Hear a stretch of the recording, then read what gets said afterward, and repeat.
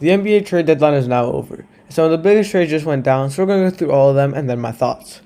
Our first trade is Dennis Schroeder to the Cleveland Cavaliers. Schroeder started his career at the Atlanta Hawks, where he played for 5 seasons, but since has played for 9 teams and now 10. He got traded for the Kings along with Keon Ellis. This is a pretty good trade for the Cavs, giving them a good backup and a reliable player in Schroeder. The Cavs also traded for James Harden. This was more unexpected because his former team, the Los Angeles Clippers, were on a 16-3 run, with him and Kawhi Leonard leading the team. But does this make the Cavs contenders? I definitely think there's a chance. They have Donovan Mitchell, one of the best guards in the league, and an all-star this season. They also have Mobley, who is the reigning DPOY.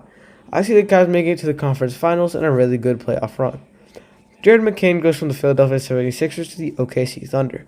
McCain was drafted last year and had a really good rookie season, but the Thunder just keep getting better.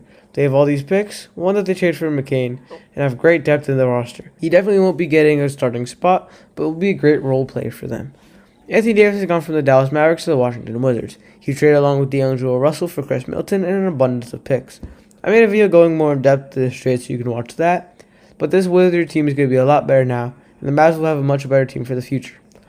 Nikola Vucevic got traded to the Boston Celtics from the Chicago Bulls. Vucevic was traded for Anthony Simons. The Celtics were supposed to have sort of a buffer year without Tatum, but they ended up playing just as well, even better. They have Jaylen Brown leading the team, surrounded by Peyton Pritchard and Derek White, and now Vucevic. The first really big trade was Jaren Jackson Jr. getting traded to the Utah Jazz from the Memphis Grizzlies.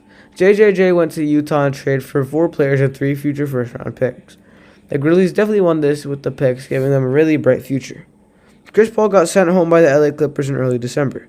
Now he's on his way to the Toronto Raptors in a 3-team deal, with the Nets also involved. The Raptors got Paul, the Nets got Ochai Agbaji, a 2032 second-round pick, and the Clippers got Vanja Marinkovic. The Raptors are a pretty good team now with Scotty Barnes, Brandon Ingram, and now CP3. The Chicago Bulls acquired Jaden Ivey from the Detroit Pistons and Mike Conley from the Minnesota Timberwolves. This is a pretty good trade for Chicago, with Ivey being a pretty good player alongside Josh Giddey after they lost Kobe White and Nikola Vucevic. Immediately after getting Mike Conley, the Bulls traded him and Kobe White to the Charlotte Hornets. This trade is really good for Charlotte, giving them a team with the top scoring guard in White, joined by LaMelo Ball, Conley Epple, and Conley, a great supporting player. Lonzo Ball left the Cleveland Cavaliers to join the Utah Jazz, but he's getting waived when the trade is settled, so I can't really talk much about this because he's leaving anyway.